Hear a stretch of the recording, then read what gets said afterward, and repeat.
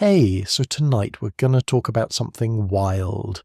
Imagine it's the dead of winter, no house, no heater, and you're basically naked in an ice age blizzard. So how did cavemen not freeze to death in their sleep? Turns out they were way smarter and sneakier than you think. What they slept on might just blow your mind. But real quick, where are you watching from tonight? Drop your country or city in the comments. I want to see how cold it gets where you live. Dr. Olga Sofa has spent decades studying these sites, and what she found blew her mind.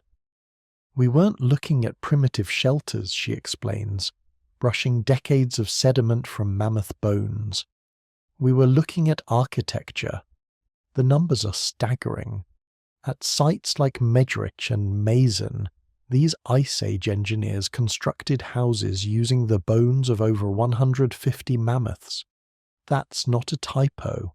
150 mammoths worth of bones carefully selected, transported, and assembled into structures that would keep entire families warm through winters that lasted 8 months.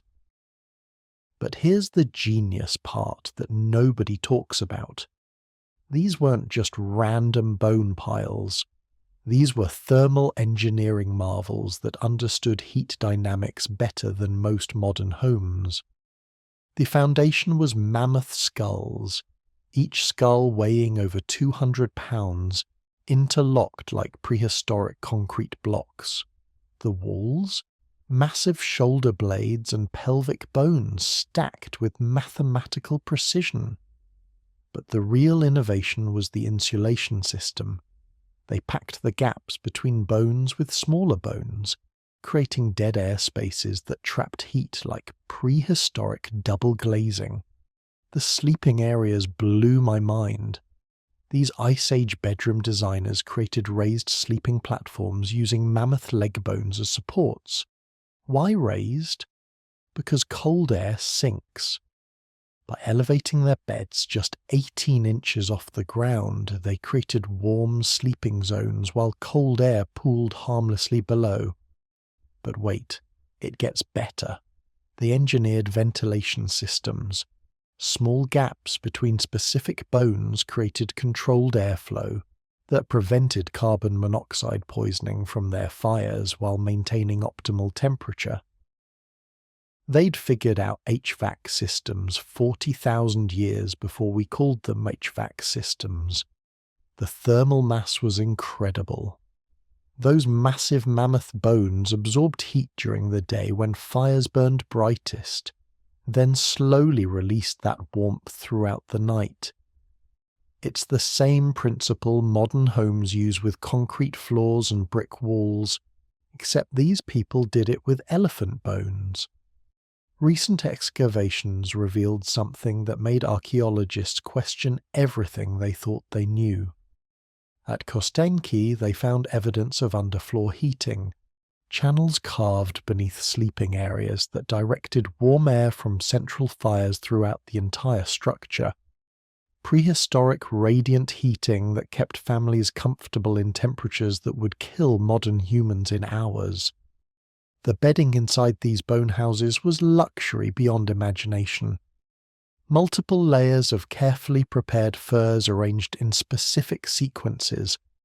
Bear fur closest to the ground for maximum insulation. Reindeer fur in the middle for its hollow hair heat-trapping properties. Fox fur on top for its incredible softness and moisture-wicking abilities. But the real game-changer was their understanding of humidity control. Sleeping in a sealed space creates moisture problems that can kill you through hypothermia.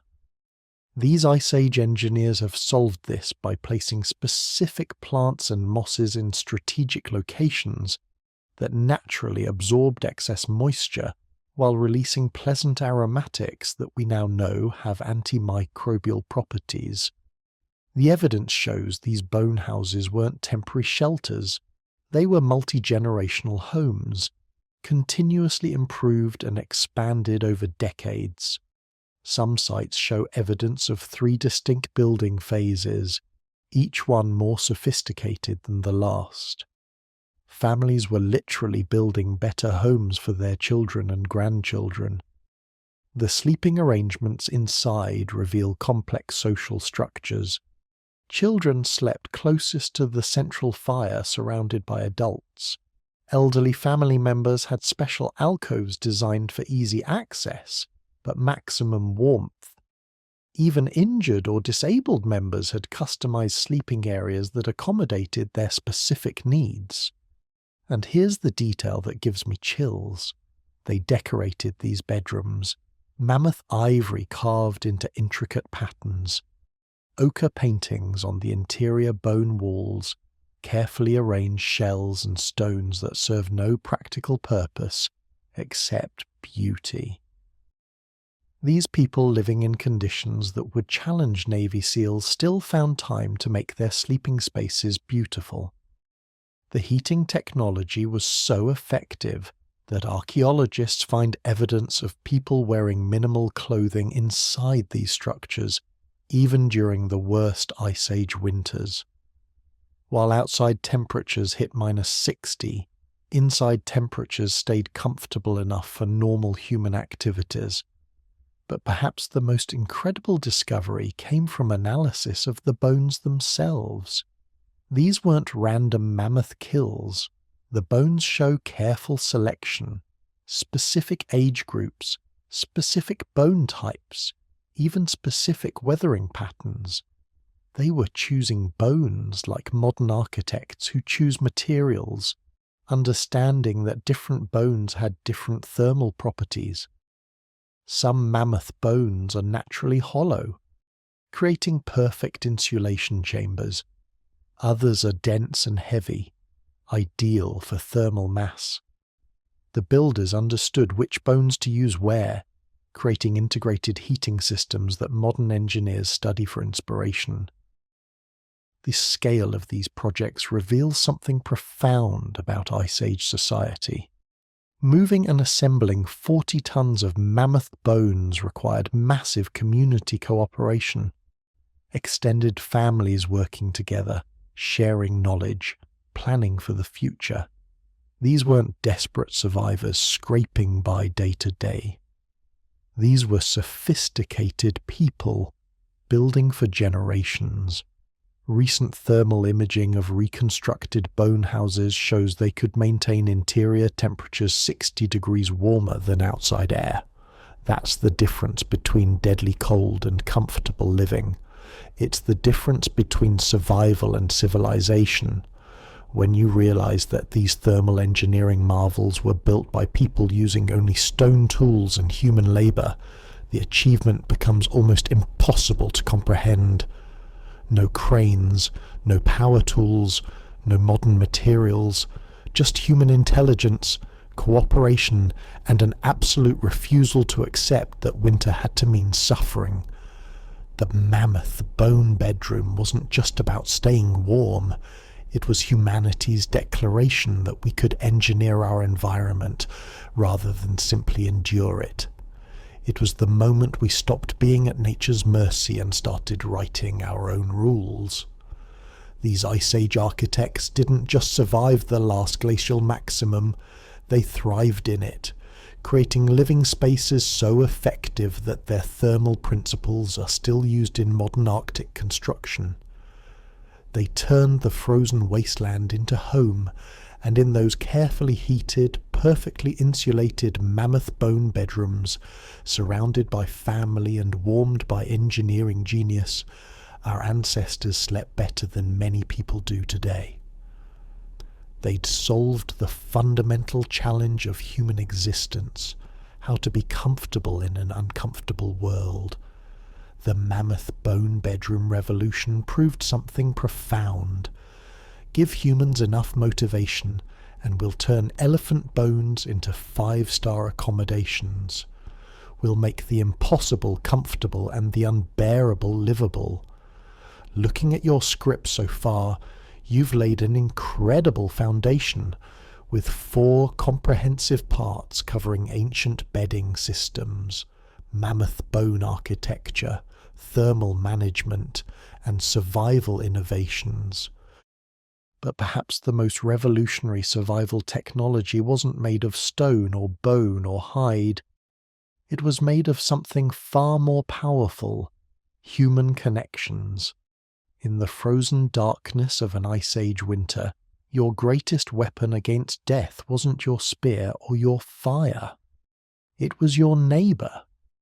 The footprints at Les Tolly tell a story that would make modern social media executives weep with envy.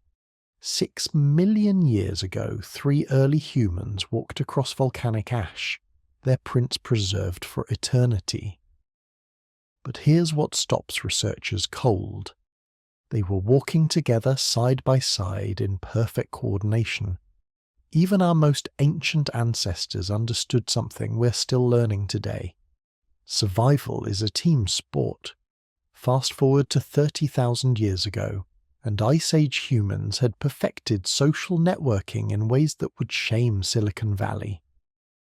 At Dolní Věstonice in the Czech Republic, archaeologists uncovered evidence of something extraordinary: a trade network spanning 500 kilometers, shells from the Mediterranean, amber from the Baltic, flint from specialized quarries hundreds of miles away. These weren't random encounters. This was organized commerce, complete with quality control, standardized products, and reliable supply chains.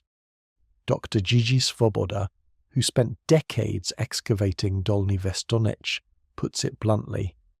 These people had LinkedIn profiles carved in ivory. They knew who to call for what, where to get the best materials, and how to maintain relationships across vast distances. But it gets even more impressive. At Sungir in Russia, genetic analysis of 34,000-year-old burials revealed something that rewrites our understanding of Ice Age society. The individuals weren't closely related, yet they were buried with identical, elaborate grave goods. Same bead patterns, same ivory ornaments, same red ochre treatments. They were displaying membership in what can only be called a prehistoric corporation. The mathematics of Ice Age social networking were brutal and beautiful. Small bands of 25 to 30 people couldn't survive alone. Genetic diversity required outbreeding, resource fluctuations demanded backup plans.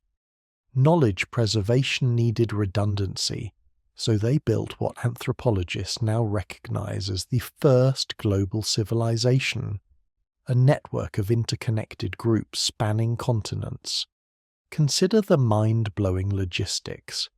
At Kostenki in Russia, researchers found evidence of mammoth hunting camps that operated for centuries, not continuously occupied, but repeatedly used by different groups following the same seasonal patterns.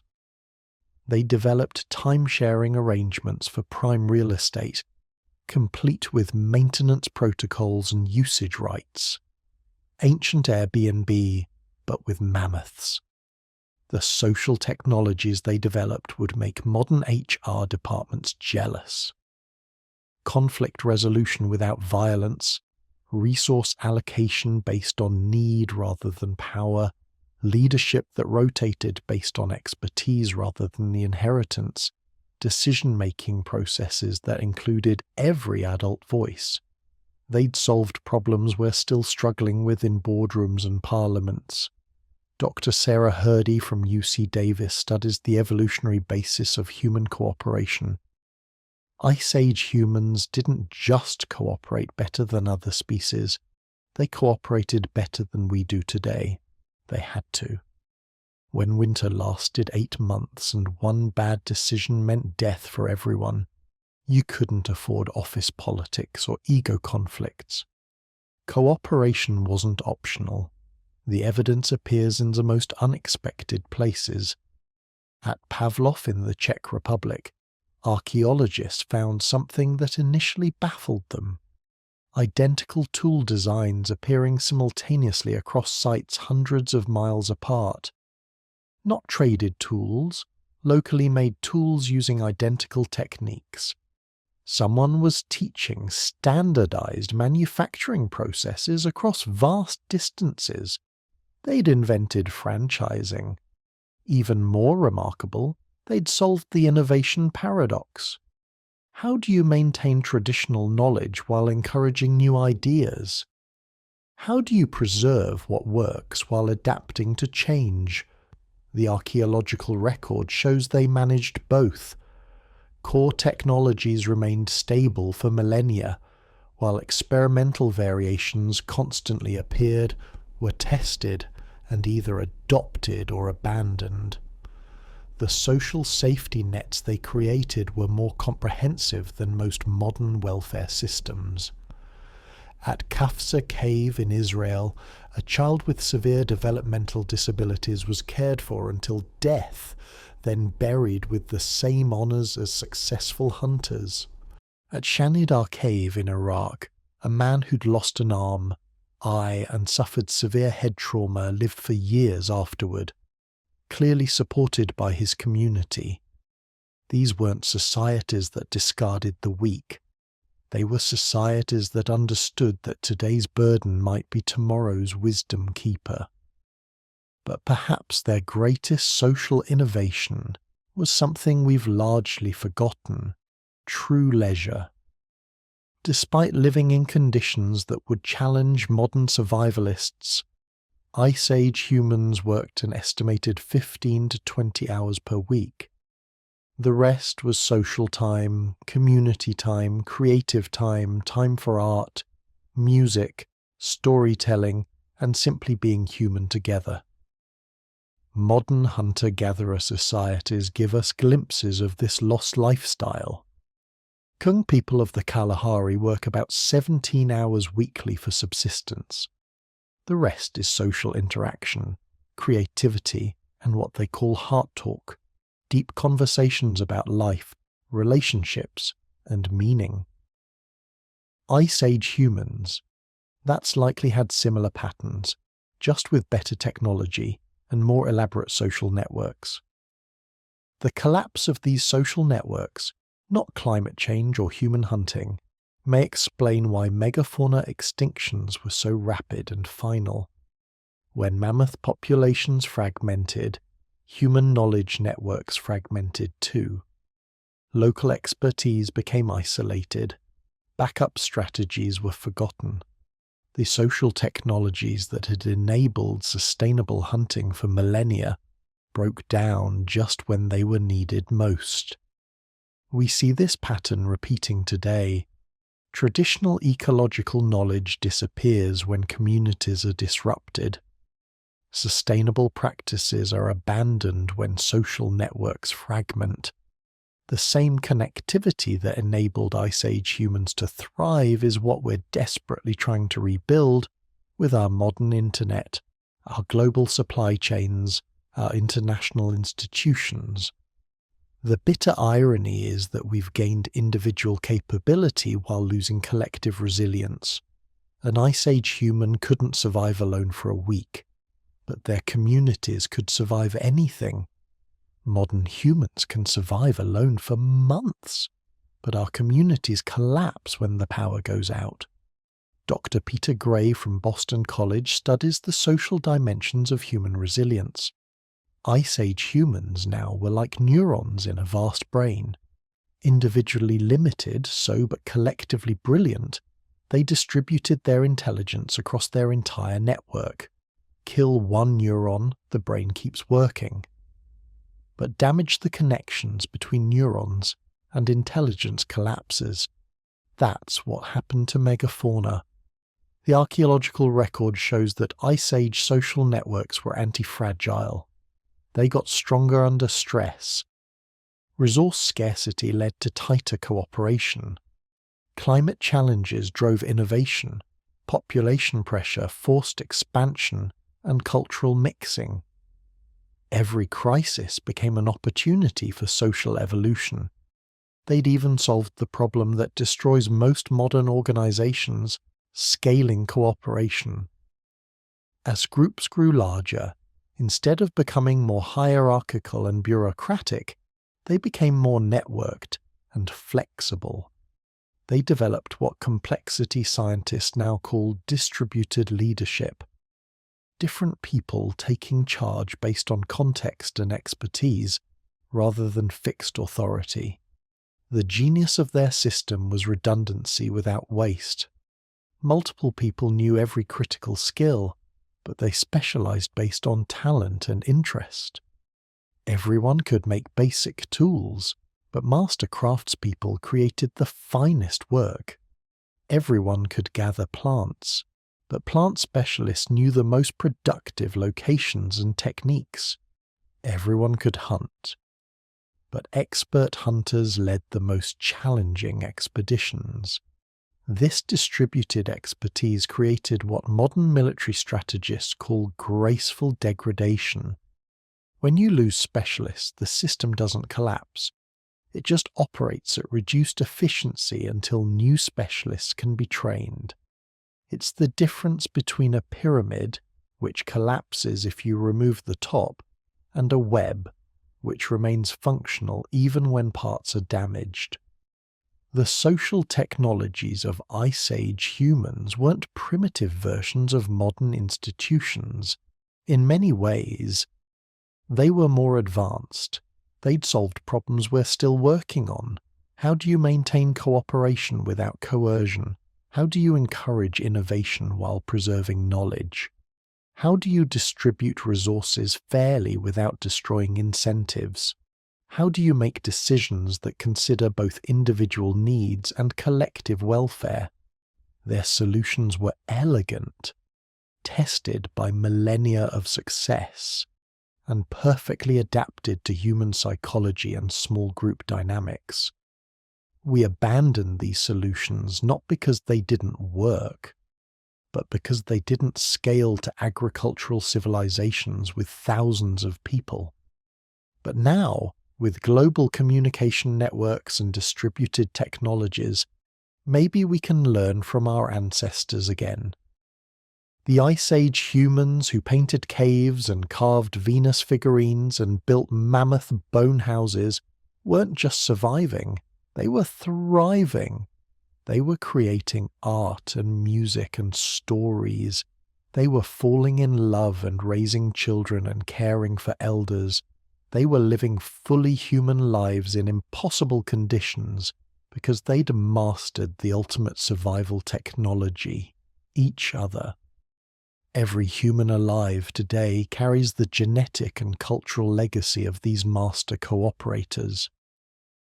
We exist because our ancestors were better at working together than any other species in Earth's history. The question now is whether we can remember those lessons before we forget how to be truly human together. In the frozen darkness of the Ice Age, when death lurked behind every shadow and survival hung by the thinnest threads, humans discovered something that no other species ever has, that together we are not just the sum of our parts. We are something greater, something that can turn scarcity into abundance, and weakness into strength, and the harshest world imaginable into home. The mammoth bone houses crumble, the cave paintings fade, the stone tools weather away, but the social technologies that enabled Ice Age humans to conquer impossible odds, those live on in every moment. We choose cooperation over competition, community over isolation, and shared humanity over individual survival. The real masterpiece our ancestors left us wasn't carved in stone or painted on walls. Now we enter the truly astonishing chapter of Ice Age ingenuity. While we've marvelled at their bedding systems, their architectural mastery with mammoth bones, and their revolutionary clothing technology, there's one innovation that towers above all others in its sophistication and impact. This wasn't just survival technology. This was the birth of human dominance over the natural world. Picture this. 40,000 years ago, in what would one day become Germany, A craftsman sits by firelight carefully selecting pieces of wood with the precision of a modern engineer. But he's not building furniture or shelter. He's creating something that will fundamentally alter the balance of power between humans and every other living thing on Earth. In his hands, bent wood becomes stored energy, physics becomes weaponry, and humanity takes its first step toward ecological supremacy. The bow and arrow wasn't just another tool, it was a revolution wrapped in sinew and wood, a technology so transformative that it would echo through every subsequent human achievement. But here's what makes this story truly incredible. The archaeological evidence shows that Ice Age humans didn't just stumble upon this breakthrough. They engineered it with mathematical precision that wouldn't be formally understood for another 40,000 years. Doctor, if these aren't crude projectiles hastily carved from available materials, each arrowhead weighs exactly 33 grams, a specification so precise that modern Olympic archery equipment follows similar principles. The balance point, the aerodynamic profile, the weight distribution, every aspect was calculated for maximum efficiency. Finding these artifacts was like discovering a laptop in a pyramid, Doctor. LePage admits, her voice carrying the wonder of someone who has spent decades studying human innovation. Neanderthals were still using thrusting spears, weapons that required closing to contact range with prey that had evolved specifically to kill anything that came that close. These humans brought death from 50 meters away. But the bow's true genius wasn't just in its lethality, it was in how it multiplied human potential across every demographic. Before projectile weapons, hunting was a young man's game. You needed the strength to wrestle mammoth to the ground, the speed to chase down reindeer, the reflexes to dodge charging aurochs. Success rates hovered around 10%, and survival rates for hunters were questionable at best. Every Neanderthal skeleton tells the story of this brutal equation: broken bones from wrestling prey to death, rodeo rider trauma from a lifetime of close quarters combat with creatures designed to kill. The bow changed everything overnight. Suddenly, a 100-pound human drawing a 50-pound bow could deliver 200 pounds of impact force. Children could become lethal hunters. Women could defend camps single-handedly. Elderly craftsmen, instead of becoming burdens, could contribute calories rather than consuming them. The demographics of survival shifted in a single generation. Dr. Ludovic Slimak, analysing the Sandrin site, has identified something even more remarkable: specialised ammunition. We found points for birds, others for rabbits, others clearly designed for larger game. Each point required understanding ballistics that wouldn't be formalised until the Renaissance. Too heavy and arrows drop short, too light and they lack penetration, wrong balance point and they tumble mid-flight. The Mandarin points are aerodynamically perfect. The manufacturing process reveals the true sophistication of Ice Age technology. Bow wood required specific moisture content, precise seasoning time, and mathematical understanding of stress dynamics. Strings demanded fibre processing, spinning techniques, and tensile strength calculations that modern materials science would recognise. Arrows needed straight shafts with consistent diameter and perfect spine flex. Fletching required understanding spin stabilization and air resistance. Each component was worthless alone, but revolutionary together. This wasn't simple tool making. This was systems engineering 45,000 years before the term existed, and the social implications were even more staggering than the technical ones. Archaeological evidence shows that Neanderthals saw this technology and attempted to copy it. Late Neanderthal sites contain experimental points, crude attempts at composite tools, evidence of a species desperately trying to adapt to a new paradigm. But copying complex technology isn't like copying stone knapping techniques. Without understanding the full technical package, bow mechanics, string materials, arrow physics, release technique, ballistic principles, the individual pieces were just oddly shaped rocks. It's like showing someone a car when they've only known walking, explains Dr. Slimak. Neanderthals had 200,000 years of thrusting spear tradition. Abandoning what had worked for millennia in favour of untested technology required a leap of faith they couldn't make. But the bow's most revolutionary aspect wasn't technical, it was psychological. For the first time in evolutionary history, humans could kill without risk. Ambush hunting became assassination. One archer could control an entire valley. 10 archers could depopulate a migration route. The landscape of death expanded from arm's reach to arrow's flight. We weren't just hunting anymore. We were conducting warfare against the natural world from a position of absolute safety. The evidence is written in cave art. Pre-bow paintings show humans fleeing animals, hiding, cowering before the giants of the Pleistocene.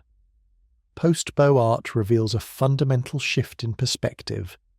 Humans dominating animals, creatures pierced with multiple arrows, hunters standing casually as prey dies at distance. The predator-prey relationship had inverted completely. Perhaps most remarkably, this technology worked on humans too. While we don't find direct evidence of Neanderthal sapiens warfare, the teaming is suspicious. Neanderthals began disappearing from regions immediately after bow technology arrived. If someone's shooting at you from distances you can't retaliate from, do you fight or relocate?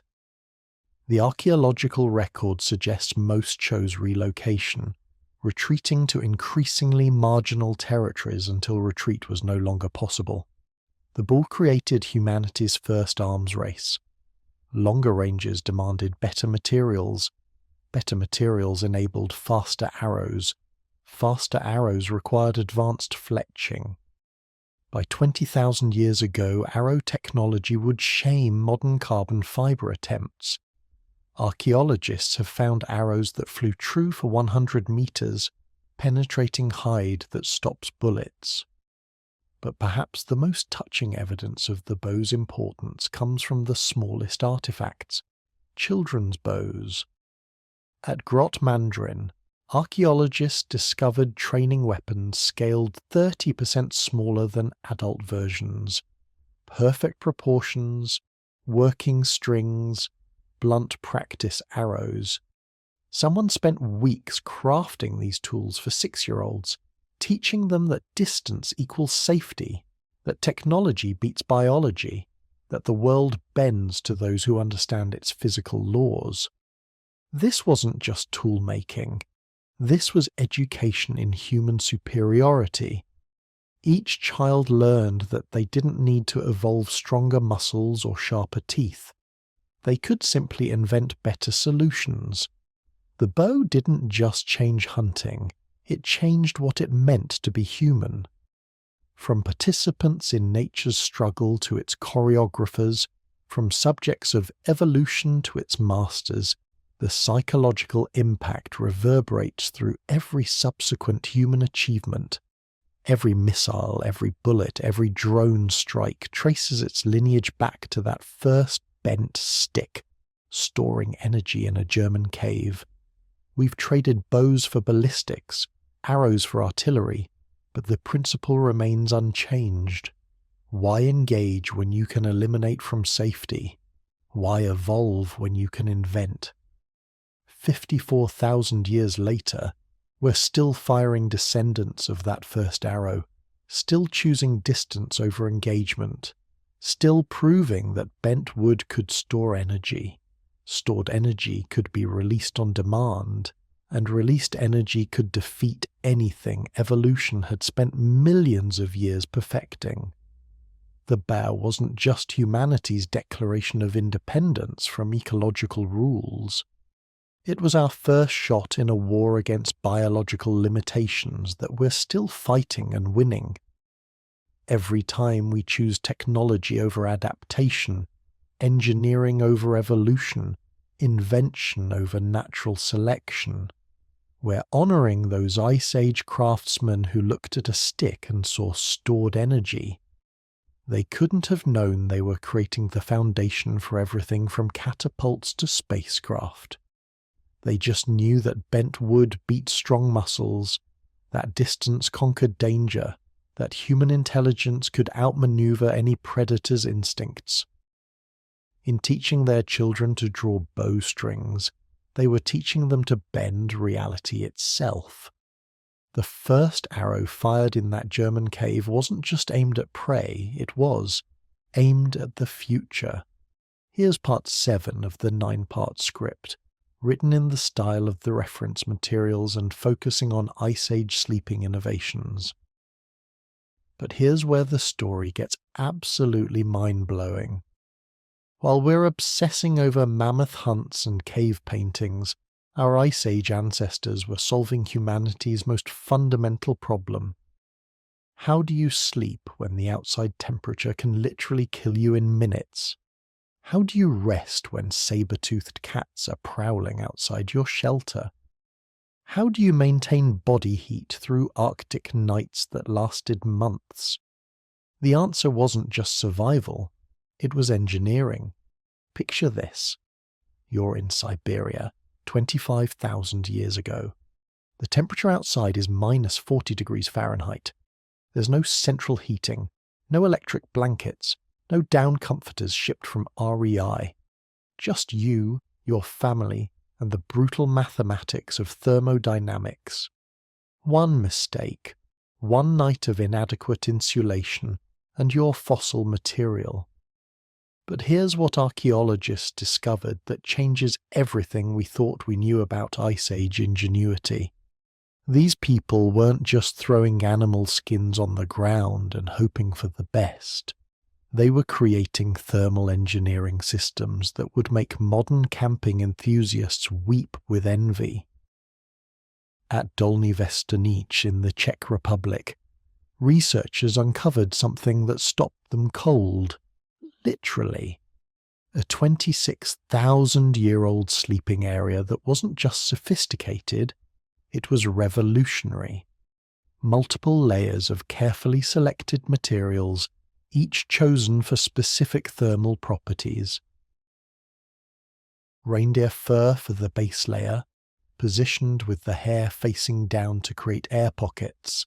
A Arctic fox fur for the middle layer, oriented to trap warm air, and on top, specially prepared mammoth hide, treated with a mixture of brain matter and bone marrow that created a waterproof yet breathable outer shell. This wasn't random layering, this was material science. Dr. Olga Soffer, who spent decades analysing these sleeping systems, puts it bluntly.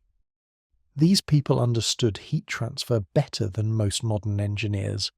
Every layer had a purpose. Every material was selected for a maximum thermal efficiency.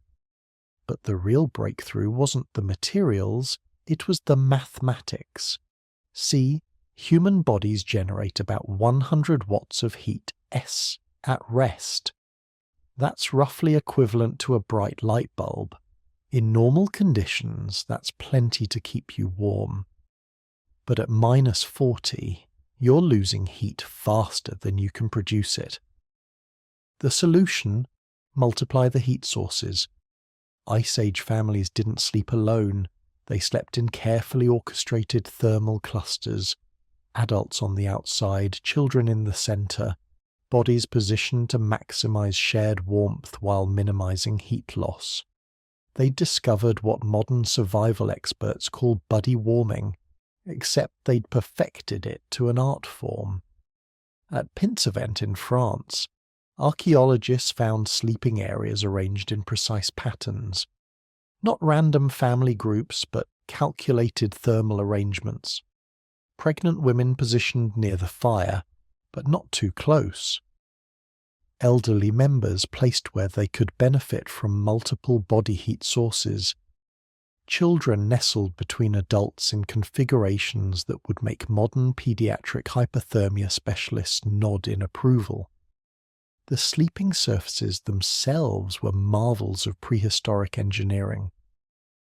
At Ohalo 2 in Israel, researchers discovered 23,000-year-old bedding that would shame most modern camping gear. Grass bundles arranged in overlapping patterns, each layer designed to trap air while providing cushioning. The grass wasn't random either. They'd selected specific species based on their insulation properties and resistance to compression. But here's where it gets really incredible. Chemical analysis of these ancient sleeping areas revealed something that took archaeologists decades to understand. The grass wasn't just bedding, it was a natural pesticide system. They'd chosen plants that naturally repel insects, ticks, and parasites. Sedge grass for the base layer, which contains compounds that deter biting insects. Leaves from the camphor bush, still used today in traditional medicine for its insect-repelling properties. Even the arrangement was strategic, overlapping layers that created chemical barriers while maintaining thermal efficiency. Dr. Lynn Wadley from the University of the Witwatersrand made a discovery that redefined everything we thought we knew about Ice Age intelligence. At Border Cave in South Africa, she found 200,000-year-old bedding systems that included deliberate ash layers, not random ash from old fires, but carefully applied ash barriers designed to kill insects and parasites. The genius is in the chemistry. Ash blocks the breathing apparatus of insects and eventually dehydrates them. It's a natural pesticide that requires zero technology beyond controlled fire. But using it effectively requires understanding insect biology, knowing which ash works best and timing the application correctly. These weren't desperate people making do with whatever they could find. These were problem solvers who'd identified every threat to comfortable sleep and engineered solutions that addressed them systematically. The thermal properties get even more sophisticated when you examine the details.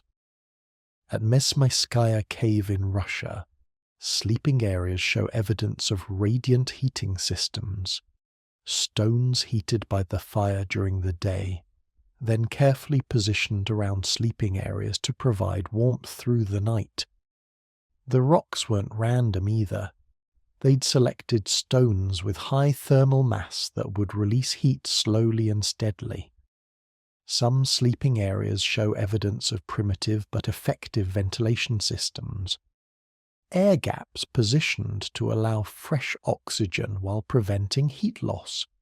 Draft barriers made from specially prepared hides.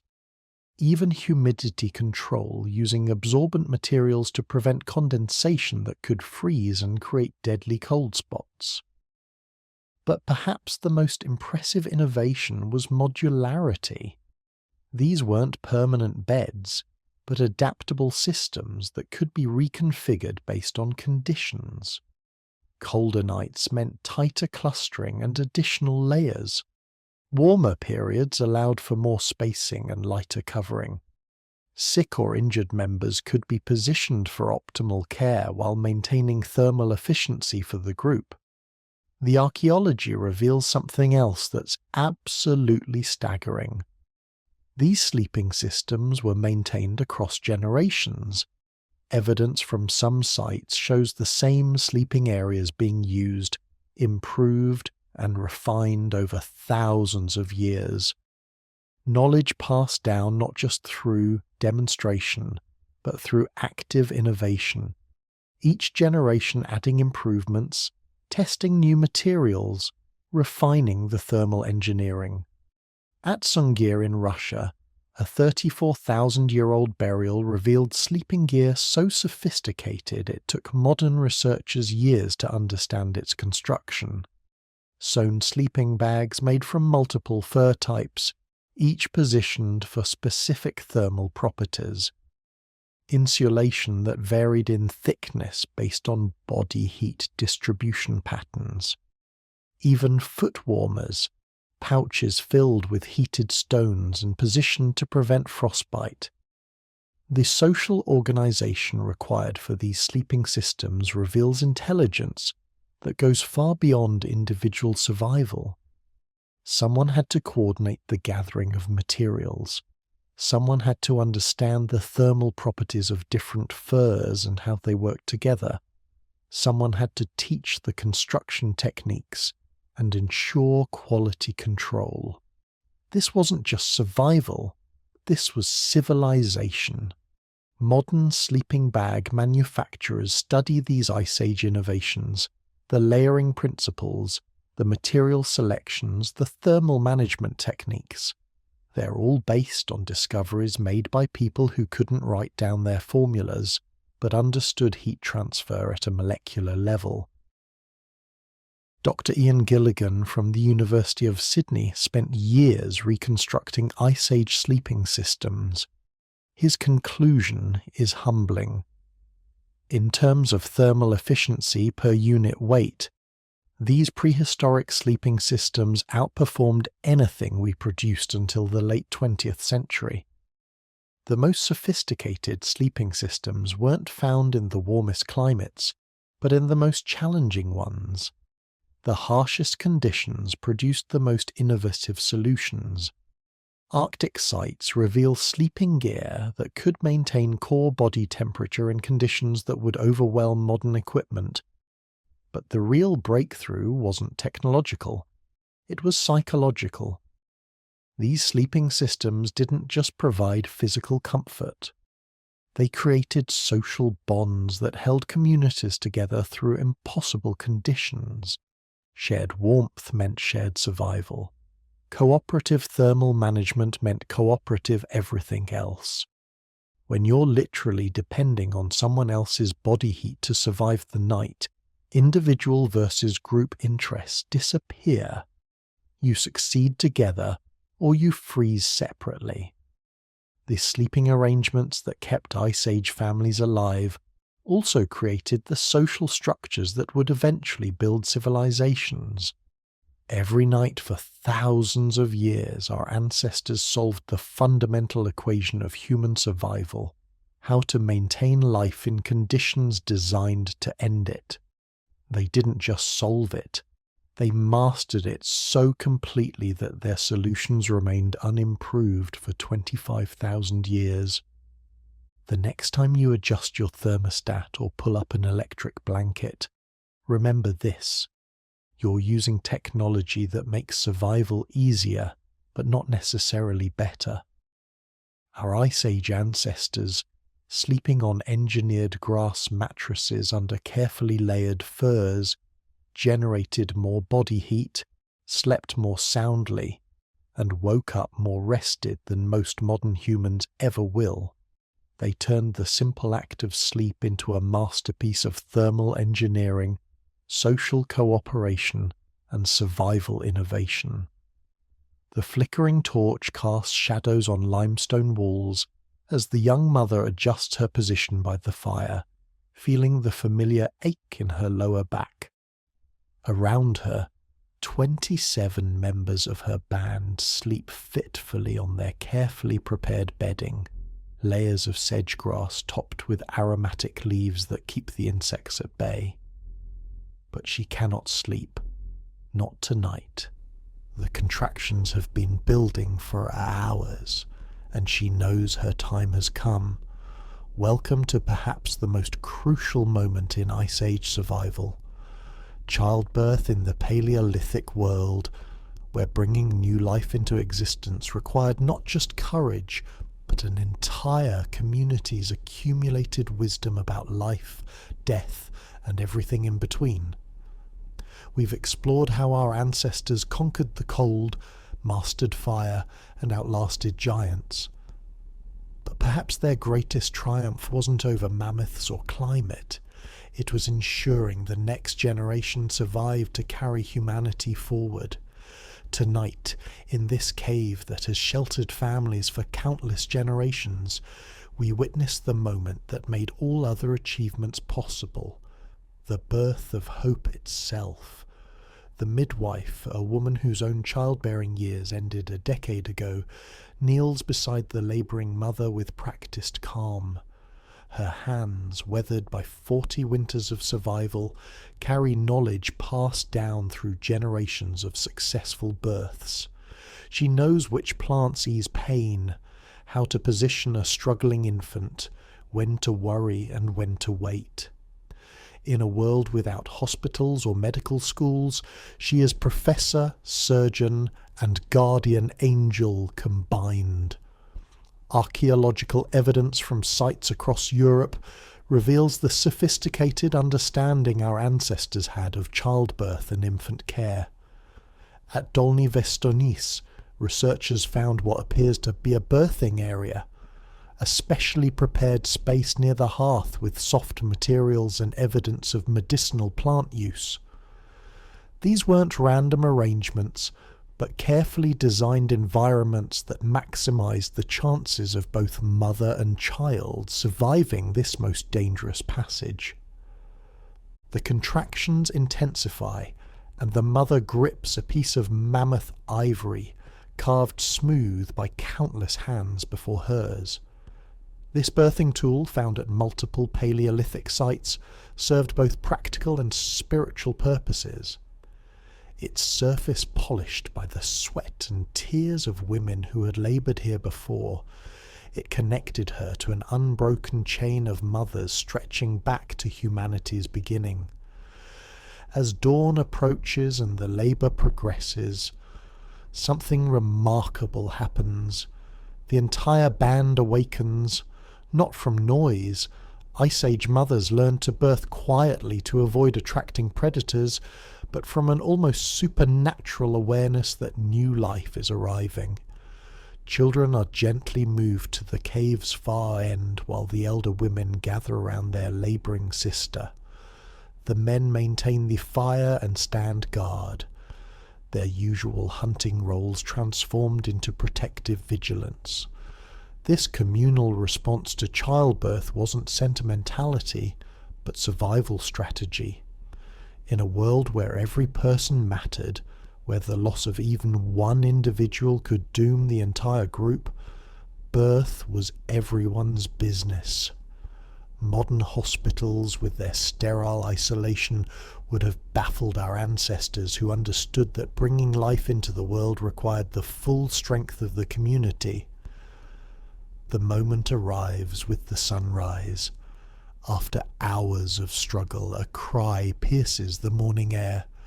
Not the mother's, but her newborn daughter's first protest against the cold world she's entered.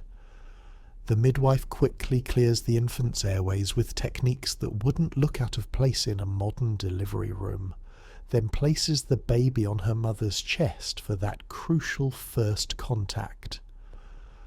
But survival is just beginning.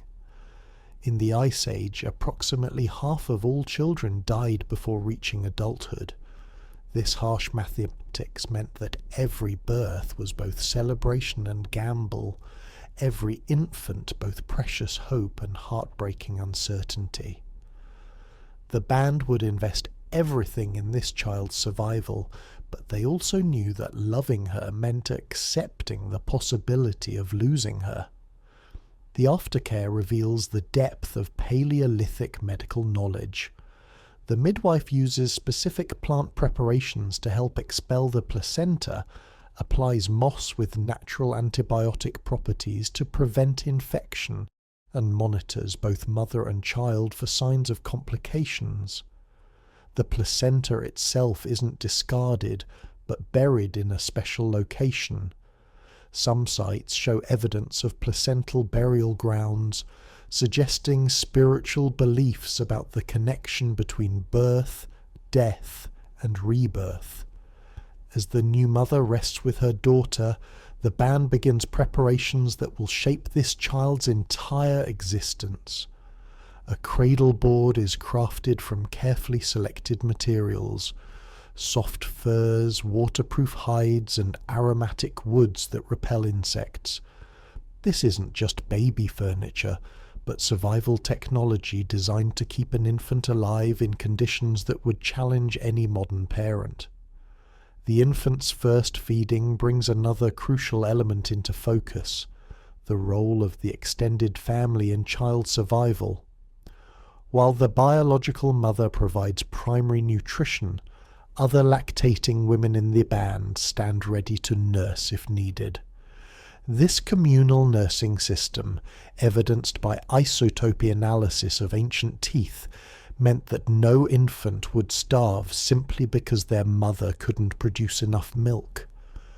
Perhaps most remarkably, the community immediately begins the process of cultural transmission that will turn this vulnerable infant into a capable adult. The lullabies sung aren't just comfort, but education. Songs that encode crucial survival information about plants, animals, and seasonal patterns. The toys crafted aren't mere entertainment, but training tools designed to develop the skills she'll need to survive. The naming ceremony conducted when the infant shows signs of thriving reveals another layer of Ice Age sophistication. Based on evidence from burial goods and artistic representations, children weren't given permanent names immediately, but earned them through survival milestones. This practice acknowledged the harsh reality that not every birth would result in a viable adult, while still celebrating the potential each new life represented. As days turn to weeks, the infant's care becomes a masterclass in prehistoric child-rearing. She's kept close to her mother's body for warmth and protection, carried in specially designed slings that allow mobility while maintaining crucial contact. When the band moves to follow seasonal resources, she travels safely secured to her mother's back, experiencing the rhythms of nomadic life from her first weeks. The feeding schedule follows patterns that modern pediatricians would recognize as optimal. Breast milk provides not just nutrition, but crucial antibodies against the diseases that threaten infant survival. When solid foods are introduced around 6 months, they're carefully selected and prepared, pre-chewed by adults to aid digestion, chosen for their nutritional density and digestibility. Sleep arrangements reflect the deep understanding our ancestors had of infant needs. The baby sleeps between her parents, benefiting from their body heat while being protected from rolling or smothering by specially designed barriers. This co-sleeping arrangement, criticized by some modern authorities, was essential for survival in environments where a few degrees of temperature could mean death. Perhaps most touching are the toys and entertainment devices created for Ice Age infants. Carved rattles filled with seeds, miniature animals crafted from clay, even simple mobiles made from feathers and bones. These artifacts show that even in humanity's harshest era, adults understood that children needed more than just food and shelter. They needed stimulation, beauty, and play. The infant's first winter tests every aspect of the survival system. Wrapped in carefully layered furs, kept close to the fire, protected from drafts by strategic positioning within the cave, She represents the ultimate collaboration between human ingenuity and natural resources. Every element of her care has been refined through generations of trial and error, success and heartbreaking failure. As she grows stronger and more alert, the signs of her developing personality begin to emerge. Ice Age parents, like their modern counterparts, watched for early indicators of their child's temperament and abilities. Was she curious about her surroundings? Did she respond well to music? Did she show signs of the manual dexterity that would be crucial for tool-making? These observations would guide her education and role within the community. The milestone of her first solid food, likely a mixture of mammoth marrow and plant pulp pre-chewed by her mother, marks not just nutritional transition, but social integration. She's no longer purely dependent on her mother's body, but begins participating in the communal food system that sustains the entire band. By her first birthday, marked not by calendar, but by developmental milestones, she has become a full member of the community. She recognizes voices, responds to her name, and shows preferences for certain people and activities. More importantly, she has survived the most dangerous year of life in humanity's most dangerous era. The investment in her survival extends beyond immediate family to the entire band structure. Grandmothers, those repositories of crucial knowledge, take special interest in her development. Aunts and uncles contribute resources and protection. Even unrelated band members recognize that her survival strengthens the group's future prospects. Her second year brings new challenges and opportunities. Now mobile, she must be protected from the countless dangers of Ice Age life, while being allowed enough freedom to develop essential skills. The balance between safety and education requires constant vigilance from multiple adults, creating an intensive supervision system that would exhaust modern parents. Language development accelerates as she's exposed to the rich verbal traditions of her people.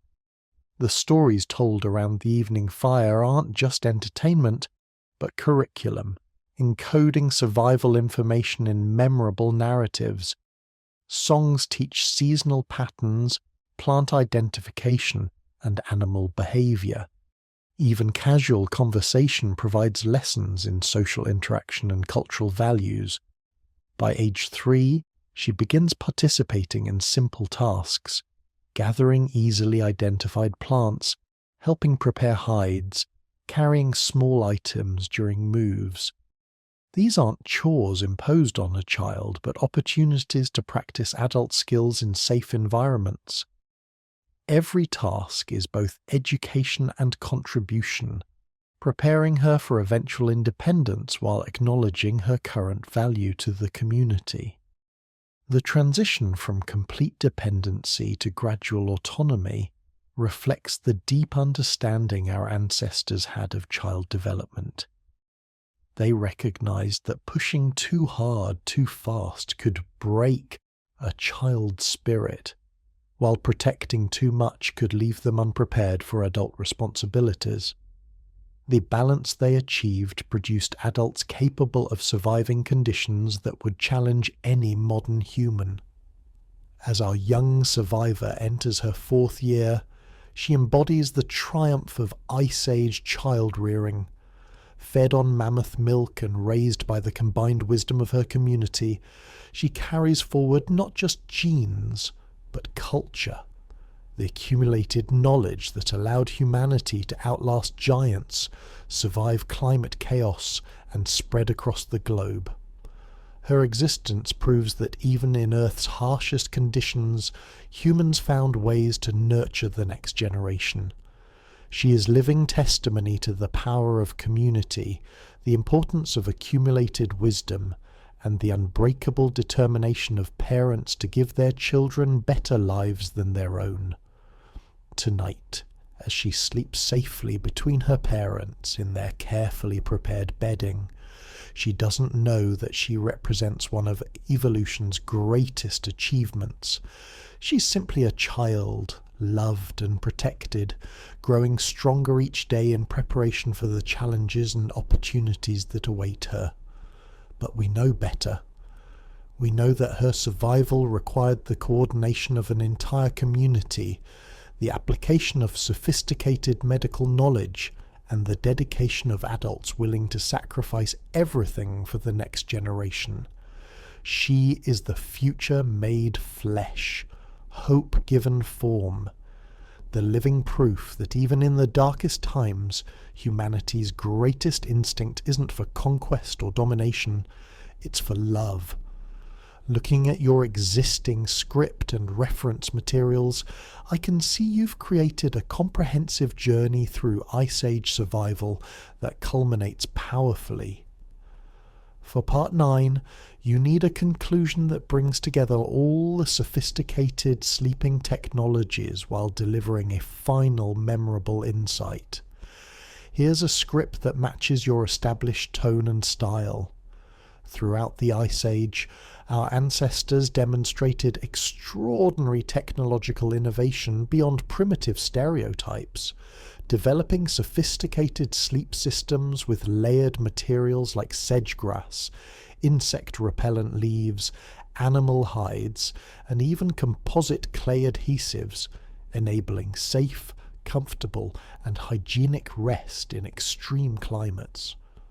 Crafting advanced architectural structures from mammoth bones with integrated thermal and environmental controls, pioneering social networks, trade, and cooperation that fostered long-term survival, inventing projectile weapons like bows and arrows with precise engineering that extended hunting ranges and redefined predator-prey dynamics, and mastering childbirth and child-rearing through communal care, medicinal plant knowledge, and personalized adaptable sleeping arrangements, collectively forming a foundation of innovation, social cohesion, and environmental mastery that allowed humanity to thrive in the harshest conditions, laying the groundwork for civilization, cultural expression, and ultimately the dominance of our species.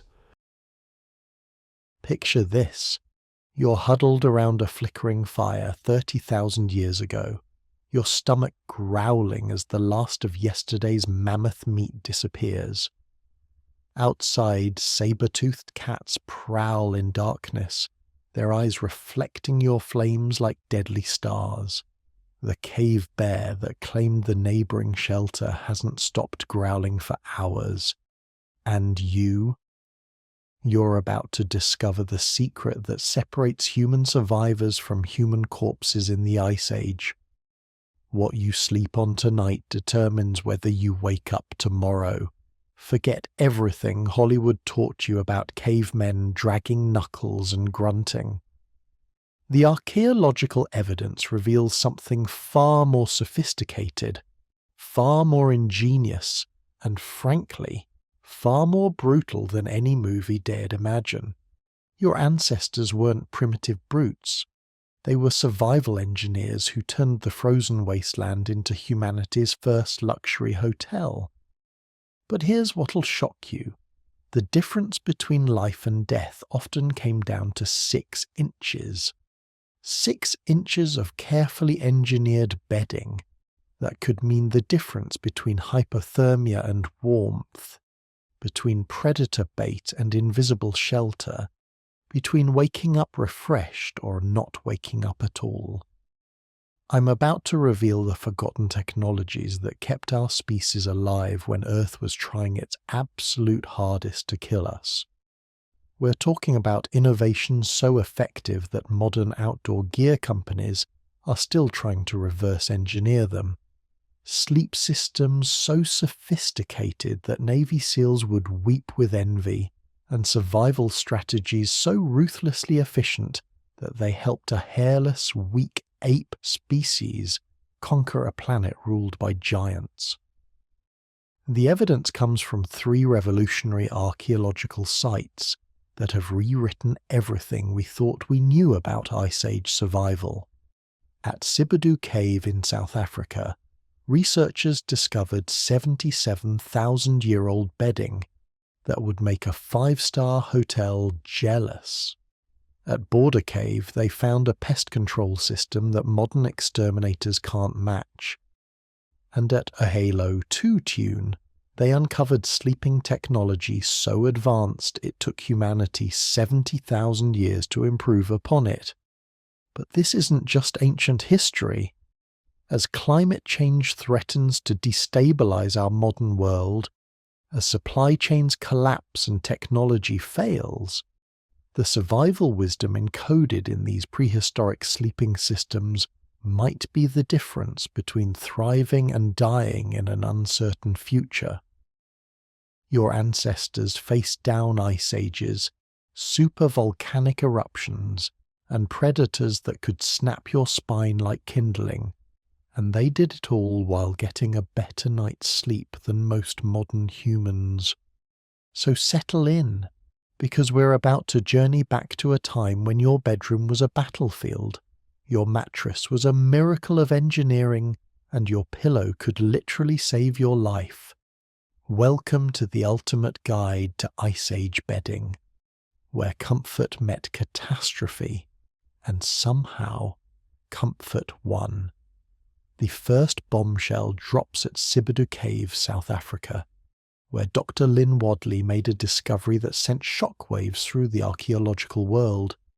Layer after layer of sediment, each representing thousands of years, revealed the same pattern: grass mattresses so sophisticated they'd shame modern manufacturing. But here's the kicker. These weren't random piles of vegetation. They were engineered sleep systems dating back 77,000 years. The construction was methodical, almost obsessive in its precision. The base layer consisted of sedge-grass stems arranged like a prehistoric box spring to provide structural support and drainage. But it's the top layer that reveals the true genius: leaves from Cryptocarya woodii, a tree whose crushed foliage releases natural insect-repellent compounds. Your ancestors weren't just building beds. They were manufacturing bug-free zones in a world where a single infected bite could mean death. The dimensions tell their own story of Ice Age luxury. These mattresses measured up to 22 square feet, large enough for an entire family, and stood 12 inches thick. That's not a sleeping pad. That's a prehistoric California king. The compressed layers show evidence of repeated use, careful maintenance, and systematic replacement. This wasn't camping.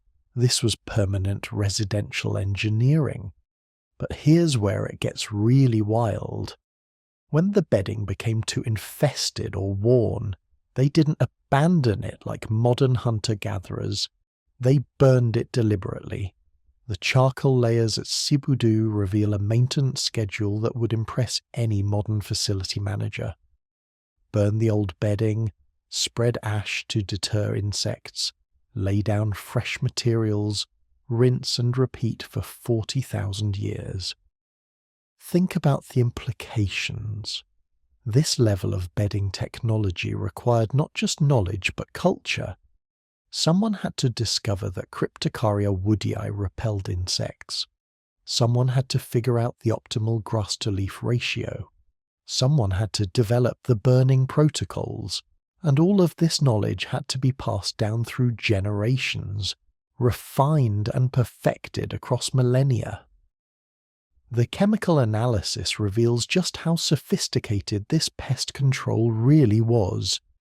The crushed Cryptocarya leaves don't just smell bad to insects, they contain compounds that disrupt insect nervous systems. It's essentially a natural pesticide factory built into every mattress. Your ancestors were practicing biochemical warfare against bugs 70,000 years before we invented DDT. But Sibudu wasn't unique. Similar bedding systems appear across Africa during the same period, suggesting this technology spread through trade networks and cultural exchange. By 77,000 years ago, humans had developed standardized sleep systems that were being shared across vast distances, the first global bedroom standards, if you will. The preservation at Sibudu also reveals something heartbreaking, evidence of family sleeping arrangements. The wear patterns show adult-sized impressions flanked by smaller depressions, children sleeping between parents for warmth and protection. In a world where cave bears den 50 feet away and leopards hunted at night, family bed wasn't just about bonding, it was about survival. And here's the detail that'll give you chills. They oriented their beds to face the cave entrance always. Every single layer across 40,000 years of occupation shows the same pattern. Even in sleep, they were ready to fight or flee. The bedding wasn't just about comfort. It was a tactical position designed for rapid deployment in case of night attacks. The Sibudu bedding represents humanity's first victory over the hostile African night. For the first time in evolutionary history, our ancestors could sleep deeply, comfortably, and safely. This wasn't just better rest. This was the foundation of everything that followed, because only a well-rested species could develop the complex culture, technology, and social structures that would eventually conquer the planet. 600 miles north at Border Cave, archaeologists uncovered something that made the Sibudu discovery look primitive. Here, 200,000 years ago, our ancestors weren't just making beds. They were running what can only be described as the world's first integrated pest management system. The setup was ingenious in its simplicity. Grass sheaves from the Panicoideae subfamily formed the base, broad-leaved grasses chosen specifically for their cushioning properties and natural resistance to decay. But it's what came next that reveals the true sophistication. Layers of wood ash strategically spread between the grass layers like a prehistoric pesticide sandwich. The ash wasn't random. Chemical analysis shows it came from specific trees, primarily Tarsonanthus or camphor bush, which burns to create ash with natural insecticidal properties. The microscopic structure of this ash is brutal to insects. It clogs their breathing apparatus, desiccates their exoskeletons, and creates an alkaline environment that destroys their eggs. It's chemical warfare disguised as housekeeping. But here's where Border Cave gets really impressive, the maintenance schedule. The occupants didn't just build these beds once and hope for the best. They operated on a systematic rotation, burning old bedding, analysing ash coverage, and timing new construction to optimize pest control. Archaeological evidence shows this system operated continuously for 160,000 years. That's longer than our species has existed outside Africa. The precision is staggering. The ash layers are exactly thick enough to deter insects without creating respiratory problems for humans. Too thin and bugs break through. Too thick and people can't breathe. Someone figured out the optimal ratio through trial and error, then encoded that knowledge into cultural practices that survive for millennia. The bedding arrangement reveals sophisticated understanding of cave dynamics. The sleeping areas cluster near the back wall where body heat accumulates and predators can't approach from behind. But they're positioned to avoid the deepest recesses where carbon dioxide pools and humidity breeds disease. It's environmental engineering that would challenge modern architects, Evidence of specialized tools appears throughout the border cave sequence. Grass-cutting implements, ash spreaders, even what appear to be prehistoric bedding rakes for maintaining surface texture. These people weren't just using what they found, they were manufacturing purpose-built equipment for sleep system maintenance. The most remarkable discovery came from the microscopic analysis of the bedding layers. Human skin cells, hair, and even traces of ochre pigment, suggesting these beds weren't just functional, they were personal. Individual families maintained their own sleeping areas with distinctive arrangements, almost like prehistoric interior decorating. But the real genius was the integrated approach. The same ash that deterred insects also provided fire safety. It wouldn't ignite if sparks from the hearth landed on the bedding. The grass selection wasn't just about comfort. Different species had different burning characteristics, allowing for controlled maintenance fires that cleaned the bedding without destroying the cave. The social implications are staggering. This level of bedding sophistication required cooperation, planning, and resource management. Someone had to gather specific grasses during optimal seasons. Someone had to maintain the fires that produced the right ash. Someone had to coordinate the burning schedules to ensure continuous sleeping availability for the entire group. Border Cave reveals that 200,000 years ago, our ancestors weren't just surviving, they were optimizing. They'd turned sleep from a vulnerable necessity into a comfortable, safe, and hygienic experience. The foundation was set for everything that would follow.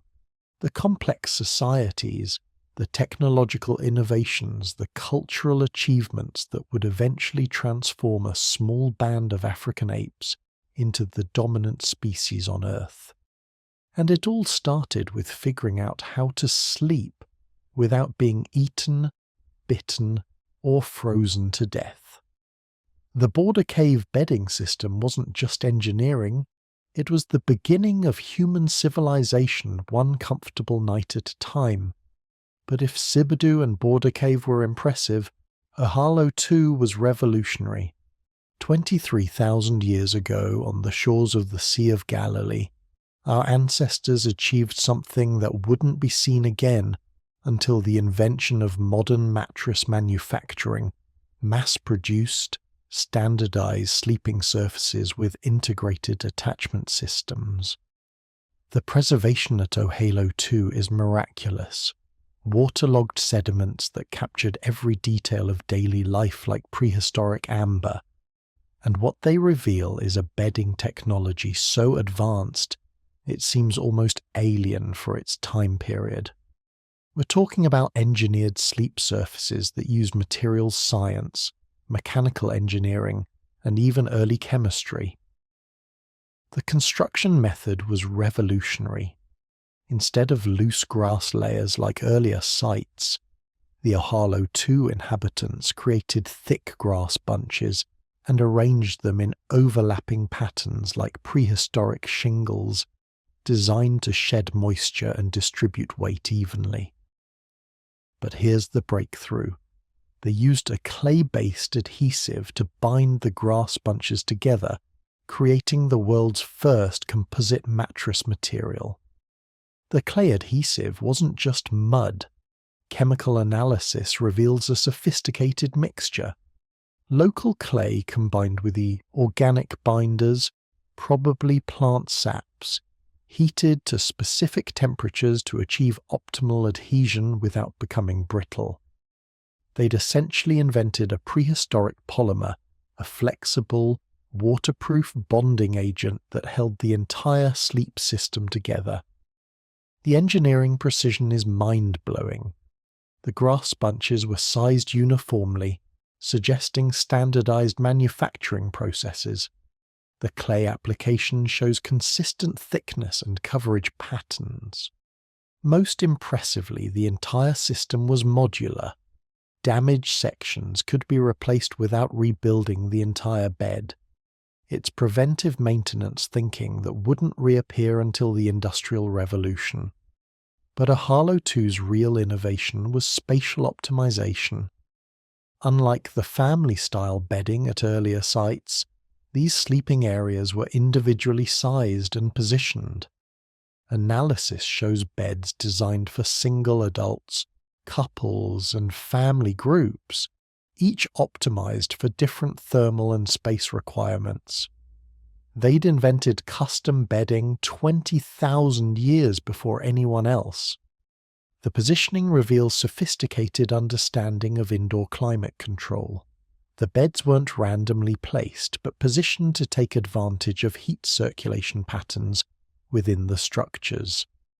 Thermal mapping of the preserved floor surfaces shows that sleeping areas were located in zones that would maintain optimal temperatures throughout the night. These people understood convection currents.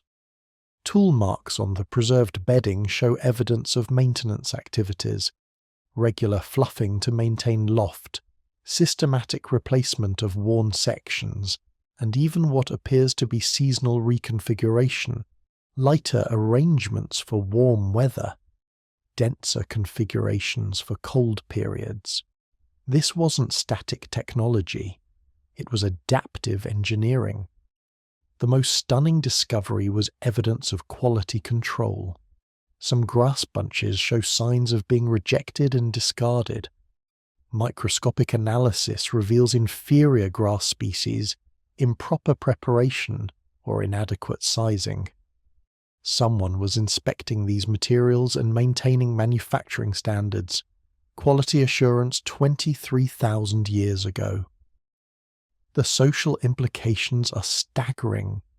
This level of bedding sophistication required specialized knowledge, dedicated labor, and resource allocation that goes far beyond basic survival. The Ohalo 2 inhabitants weren't just making places to sleep. They were investing in comfort, health, and quality of life. This suggests a society with surplus resources and the leisure time to pursue optimization rather than mere survival. The preservation also reveals personal touches, where patterns that suggest individual sleeping preferences, small modifications that indicate user customization, even evidence of repairs made with different materials, probably when preferred resources weren't available. These beds weren't just functional. They were personal spaces that people cared about and maintained. Perhaps most remarkably, the Ohalo 2 bedding shows evidence of continuous improvement. The lower layers use simpler techniques and materials, while upper layers show increasingly sophisticated methods. Someone was experimenting, innovating, and passing knowledge down through generations. This was active technological development, not static tradition.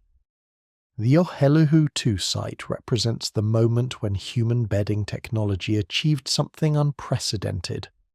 It became better than what nature provided. For millions of years, our ancestors had made do with whatever natural materials they could find.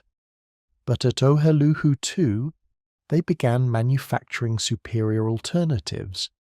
They'd crossed the threshold from using nature to improving upon it. This wasn't just about sleeping anymore. The Ohalo 2 bedding represents the birth of human engineering thinking, the idea that natural limitations could be overcome through knowledge, planning, and systematic improvement.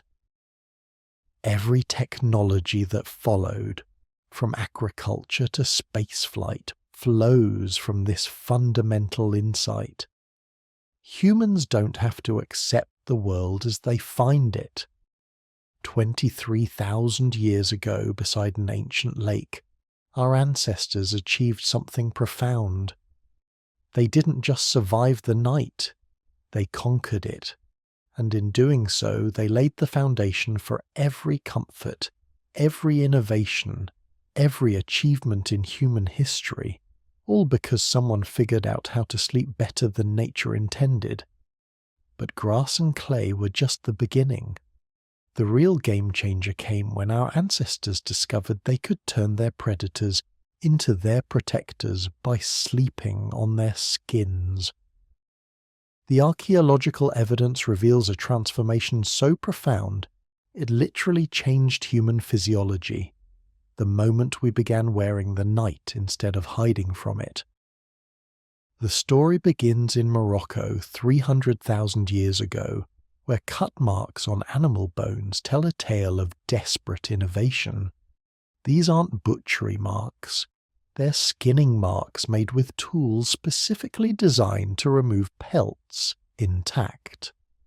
Someone had figured out that the same animals trying to kill them could, in death, keep them alive through the night. The progression is written in stone tools across Africa and Europe. Early skinning implements are crude, effective only on small animals. But by 200,000 years ago, we see specialized hide-working tools that could process everything from rabbit fur to mammoth hide. These weren't weapons repurposed for skinning. They were purpose-built leather manufacturing equipment. The sophistication escalates rapidly.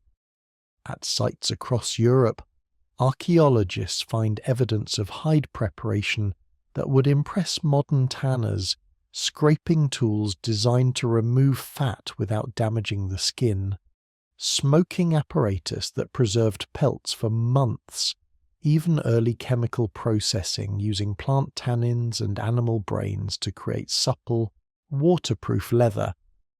But it's the selection criteria that reveal true expertise. Analysis of preserved furs shows our ancestors weren't just using whatever they could kill. They were targeting specific animals for specific properties. Reindeer for winter coats. Hollow hairs provide incredible insulation. Wolf fur for moisture resistance. Rabbit pelts for infant bedding. This was strategic resource harvesting based on deep understanding of material properties. The numbers are staggering. A complete winter sleep system required at least 5 large animals, 2 reindeer for the base layer, 1 bear for the top covering, and multiple smaller animals for gaps and repairs. That's 2,000 pounds of predator that had to be killed, processed and converted into bedding before winter arrived. The logistical coordination required would challenge modern manufacturing. The processing technology evolved at breakneck speed. By 100,000 years ago, hide preparation had become a specialized craft. Archaeological sites show dedicated leather working areas with sophisticated toolkits, scrapers for fat removal, smoothers for texture, piercing tools for joining pieces. These workshops produced bedding materials that lasted for years, not months. The thermal engineering was extraordinary. Fur bedding systems show evidence of layering principles that modern, outdoor gear manufacturers still use. Moisture-wicking inner layers, insulating middle sections and wind-resistant outer shells. A complete Ice Age sleep system could maintain body temperature in conditions that would kill an unprotected human in hours. But here's what separates human hide work from animal behavior. We didn't just use pelts, we improved them. Evidence from multiple sites shows our ancestors were modifying natural fur properties through processing techniques. Controlled stretching to increase surface area, chemical treatments to enhance water resistance, even primitive dyeing using ochre and plant materials. The social implications are profound. This level of hide processing required specialized knowledge that took years to master. Someone had to learn which animals to target, at which times of year. Winter pelts are thicker. Someone had to develop the chemical processes that preserve skins without making them toxic. Someone had to figure out the construction techniques that turned random pieces into integrated sleep systems. The evidence shows these skills were primarily held by women. Toolware patterns on female skeletons, spatial analysis of leather working areas near hearths, even burial goods that include specialized hide processing equipment with female remains. This suggests that while men might have provided the raw materials through hunting, women were the engineers who transformed death into comfort. The quality standards were uncompromising. Rejected hide pieces appeared at every major site. Furs that didn't meet requirements for softness, thickness, or durability. In a world where every resource was precious, the fact that people were discarding inadequate materials speaks to how critical proper bedding was for survival. The innovation continued relentlessly. By 50,000 years ago, we see evidence of composite fur systems, different animal skins sewn together to combine the best properties of each. Rabbit fur for softness against the skin, deer hide for structural integrity, wolf pelts for weather resistance. These weren't just blankets, they were engineered textile systems. The preservation at some sites is so good, we can still see the stitching. Microscopic analysis reveals thread made from sinew, plant fibers, even human hair in emergencies. The sewing techniques show sophisticated understanding of stress distribution, load-bearing, and thermal bridging. These people were textile engineers 40,000 years before weaving was invented. Perhaps most remarkably, the fur bedding shows evidence of inheritance, where patterns suggest some sleep systems were used by multiple generations, carefully maintained and passed down as family treasures. In a world where most possessions were utilitarian and disposable, bedding had become valuable enough to inherit. The transformation was complete. Our ancestors had gone from being prey that slept in terror to predators that slept in luxury, wrapped in the skins of everything that had once hunted them. They turned the food chain upside down and made their former predators into their servants. And every night as they settled into beds made from bear fur and wolf pelts, they were reminded of their victory over the hostile world that had tried so hard to kill them. This wasn't just survival, it was dominance. And it all started with figuring out how to sleep warm in a cold world. But even the most sophisticated fur bedding was useless without the one technology that separated humans from every other species on Earth: fire. The archaeological evidence reveals that our ancestors didn't just discover how to make fire, they invented the world's first central heating systems, turning caves into climate-controlled luxury suites that would make modern hotels envious. The revolution begins at Sesame Cave in Israel, where archaeologists uncovered evidence of controlled indoor fires that burned continuously for centuries. These weren't random campfires, they were engineered heating systems with dedicated fuel supplies, sophisticated ventilation, and even backup ignition sources. Someone had figured out how to domesticate fire itself. The thermal engineering was extraordinary. Cave hearths weren't randomly placed, but positioned to maximize heat circulation while minimizing smoke exposure. Computational fluid dynamics models of preserved cave sites show that our ancestors understood convection patterns, heat reflection, and airflow in ways that modern HVAC engineers would recognize and respect. The fuel management reveals systematic planning that extended across seasons. Analysis of charcoal remains shows stockpiling of specific wood types: hardwoods for long-burning base fires, softwoods for quick ignition, even dried fungi and animal fat for emergency fuel when wood was scarce. These people were energy portfolio managers 400,000 years before economics was invented. But it's the integration with bedding systems that shows true genius. The positioning of sleep areas relative to hearths follows mathematical principles of heat distribution that weren't formally described until the 18th century. Beds placed too close would overheat and create fire hazards. Too far away and people would freeze. The optimal distance required understanding thermal radiation, air circulation, and human physiology. The evidence from European caves reveals even more sophisticated systems. At sites like Grotte du Lazaret in France, archaeologists found evidence of zoned heating, different areas maintained at different temperatures for different activities. Sleeping areas kept warm but not hot. Work areas with higher temperatures for tool making. Storage areas kept cool to preserve food. These people had invented climate control.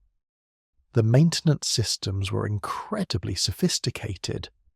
Firekeeping wasn't a casual responsibility, but a specialized role requiring deep technical knowledge. Archaeological evidence shows dedicated fire-tending tools, bellows made from animal bladders, fuel storage systems, even early chimney designs that channeled smoke away from living areas while retaining heat. The backup systems reveal planning that would impress modern emergency managers. Multiple ignition sources were maintained simultaneously, banked coals that could smoulder for days, fire bow sets ready for immediate use, even fire-carrying technology that allowed flames to be transported between locations. These people understood that fire failure meant death, and they planned accordingly. The social coordination required was staggering. Fire maintenance needed 24-hour attention during winter months. Someone had to gather fuel. Someone had to tend flames. Someone had to manage smoke and ash removal.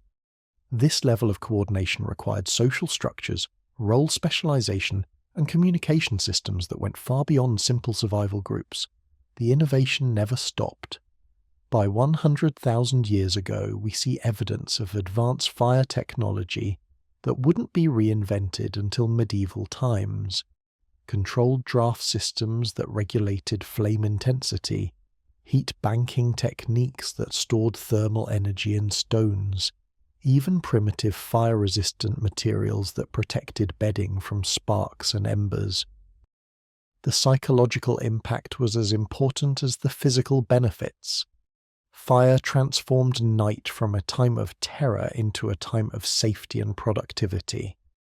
Archaeological evidence shows that most tool-making, food preparation, and social activities occurred around evening fires. These weren't just heating systems, they were the foundation of human culture. The energy calculations are mind-blowing. A properly managed cave fire could maintain livable temperatures for 30 to 40 people through the harshest winter conditions while consuming less fuel than a modern wood stove. The efficiency was achieved through careful cave selection, optimal fire placement, and heat circulation techniques that maximized every BTU. The integration with other technologies created synergistic effects. Fire-heated stones could be moved to bedding areas for localized warming. Smoke from specific plants repelled insects while providing heat. Hot coals could be buried under sleeping areas for all-night warmth. The entire cave became an integrated life support system. Perhaps most remarkably, the fire management shows evidence of individual innovation and improvement. Different caves show different heating techniques, suggesting ongoing experimentation and technological development. Knowledge was shared between groups, creating innovation networks that spanned continents and thousands of years. The mastery was so complete that some groups began using fire offensively, creating heat barriers that kept predators away, using smoke signals for long-distance communication, even employing controlled burns to modify landscapes for better hunting. Fire had gone from a tool for survival to a weapon for environmental control. By the time our ancestors began their global expansion, they weren't just carrying fire. They were carrying the knowledge to turn any cave, any shelter, any sleeping area into a warm, safe, comfortable home. They'd solved the fundamental problem that had killed most large mammals during ice ages: how to stay warm enough to survive the night. The cave fires that warmed our ancestors' bedding were more than just heating systems. They were the forges where human civilization was born. Every warm night, every comfortable sleep, every morning our ancestors woke up refreshed instead of dead, was another step toward the complex societies that would eventually conquer the planet. All because someone figured out how to sleep warm in a cold world. But the ultimate expression of Ice Age sleeping technology wasn't found in Africa or the Middle East. It was discovered in the frozen tundra of Eastern Europe, where archaeologists uncovered architectural achievements so sophisticated they rewrote the history of human engineering. Mammoth bone houses with integrated sleeping systems that turned the remains of giants into palaces for survivors. The first discovery at Mesorik, Ukraine, left archaeologists speechless. Emerging from the permafrost was a structure built entirely from mammoth bones, skulls for foundations, tusks for framework, shoulder blades for walls. But this wasn't crude shelter construction. This was precision engineering that would challenge modern architects working with conventional materials. The numbers are staggering. 149 mammoths contributed to just 4 structures. That's 3,000 individual bones, each weighing between 50 and 200 pounds, precisely selected and positioned according to engineering principles that distributed weight, maximized thermal efficiency, and created living spaces that could house entire communities through Arctic winters. The construction techniques reveal sophisticated understanding of structural engineering. Mammoth skulls, each weighing over 200 pounds, were interlocked to create foundations that could support massive loads without shifting. Tusks were heated and bent into curves that form. The construction techniques reveal sophisticated understanding of structural engineering. Mammoth skulls, each weighing over 200 pounds, were interlocked to create foundations that could support massive loads without shifting. Tusks were heated and bent into curves that formed architectural arches, an engineering principle that wouldn't be formally described until Roman times. Yet these Ice Age architects were using it 15,000 years earlier. But it's the interior design that reveals the true genius. The sleeping areas weren't afterthoughts. They were the central design principle around which everything else was built. Archaeological evidence shows dedicated sleeping zones with different thermal properties, family areas near the center for maximum warmth, individual spaces around the periphery, even specialized areas for the elderly and infants. The thermal engineering was extraordinary. Mammoth bones have natural insulating properties. The marrow cavities trap air, creating dead space that prevents heat transfer. But our ancestors improved on nature's design by selecting specific bones for specific functions. Skulls for foundations, because they're the most insulating. Long bones for walls, because they're the strongest. ribs for roofing because they're the most flexible. The bedding integration was seamless. Inside these bone houses, archaeologists found evidence of sophisticated sleeping systems that combined all the technologies we've discussed. Grass mattresses for base comfort, fur coverings for warmth, and fire-heated stones for localized heating. But the mammoth bone architecture created something unprecedented. Sleeping areas that maintained comfortable temperatures even when outside conditions dropped to 40 degrees. The scale of these operations defies imagination. Each house required killing at least 40 adult mammoths, animals that stood 11 feet tall and could crush a human with a casual step. The logistics alone would challenge modern construction crews. How do you transport 60,000 pounds of mammoth bones across frozen tundra using only human labour? How do you coordinate the work of dozens of people for months at a time? How do you feed construction crews while they are building instead of hunting? The answer reveals social organisation that was far more complex than anyone imagined. These weren't desperate survivors throwing together emergency shelters. These were planned communities with specialised roles, coordinated labour and long-term resource management. The mammoth bone houses represent the birth of human architecture, the moment we stopped adapting to our environment and started engineering it to suit our needs. The preservation at some sites is so complete we can see evidence of interior decoration. Mammoth bone furniture, sleeping platforms carved from shoulder blades, storage areas built into skull cavities, even artistic elements where bones were arranged in decorative patterns. These people weren't just surviving. They were creating homes complete with the aesthetic touches that make a house into a dwelling place. The heating systems were integrated into the architecture itself. Central hearths positioned to maximize heat distribution, smoke holes cut through bone roofing, even thermal mass systems where certain bones were heated during the day to radiate warmth throughout the night. The entire structure functioned as a giant thermal regulation machine. But perhaps most remarkably, these houses show evidence of multi-generational occupation. Some sites contain evidence of renovation, expansion, even what appears to be inheritance, newer construction built on foundations laid by previous generations. These weren't temporary shelters, but permanent homes passed down through families across centuries.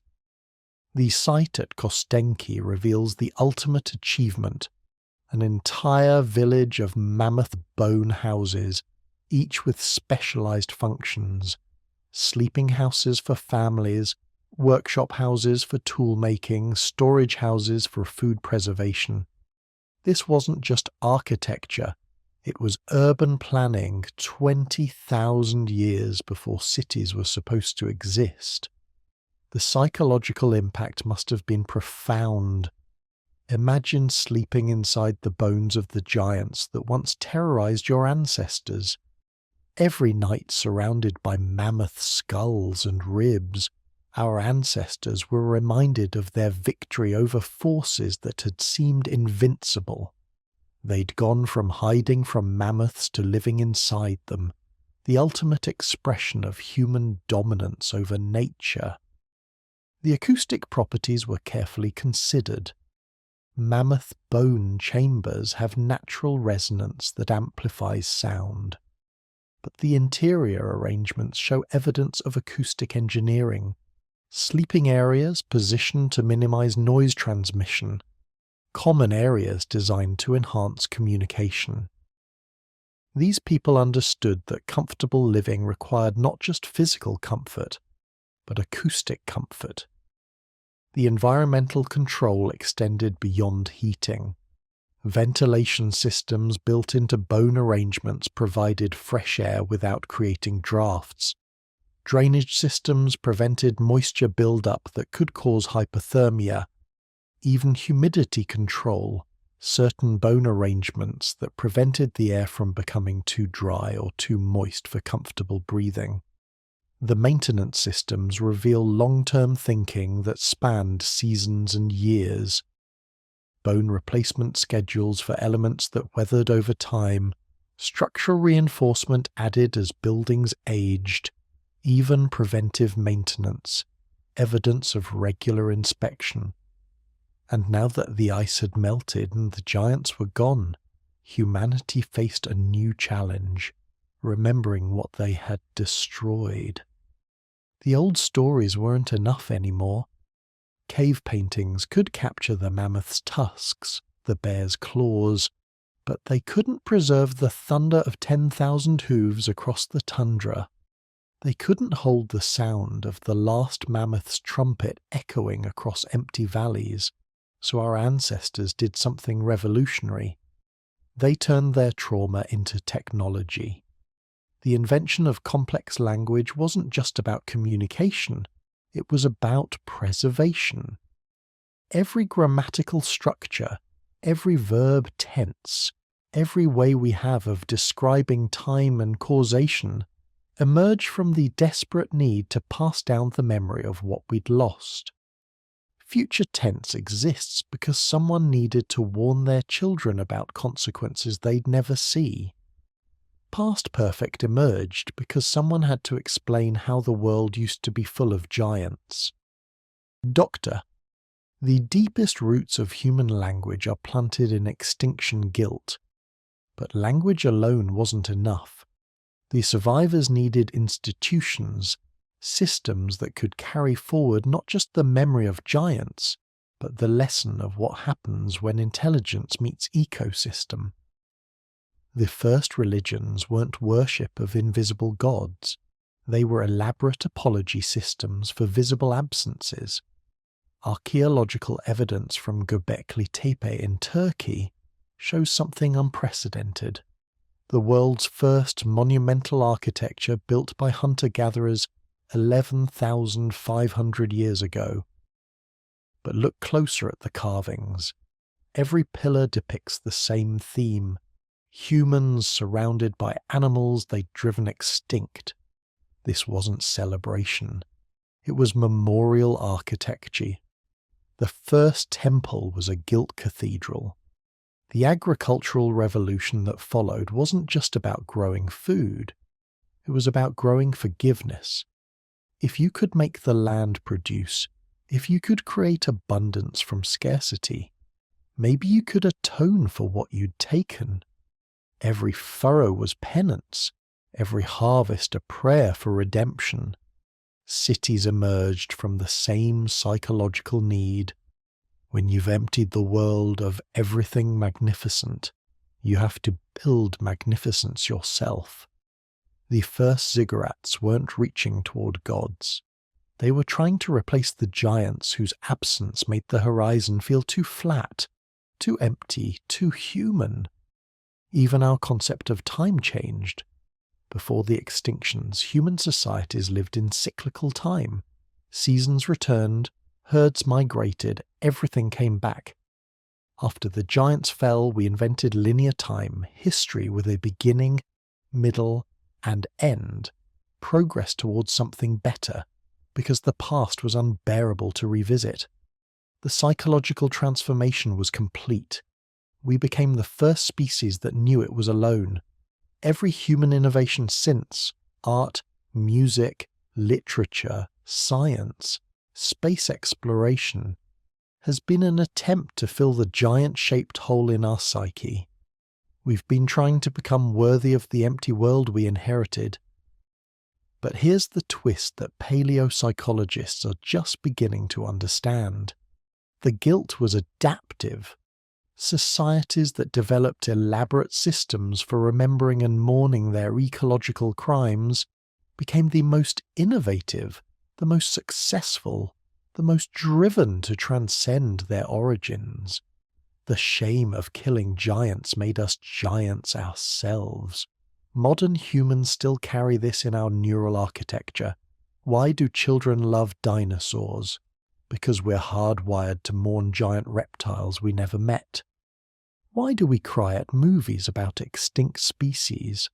Because grief for lost megafauna is encoded in our emotional operating system.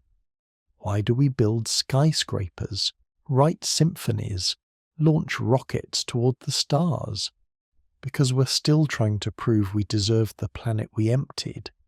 Every conservation effort, every national park, every endangered species act is a love letter to the mammoths we'll never see again. We've spent the last 10,000 years trying to become the kind of species that giants could trust. The tragedy is we had to kill them all to learn how. The final irony, our greatest achievements as a species flow directly from our greatest crime.